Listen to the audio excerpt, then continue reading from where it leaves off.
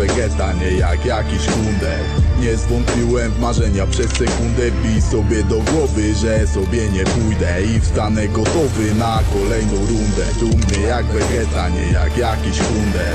Nie zwątpiłem w marzenia przez sekundę. Bij sobie do głowy, że sobie nie pójdę i wstanę gotowy na kolejną rundę.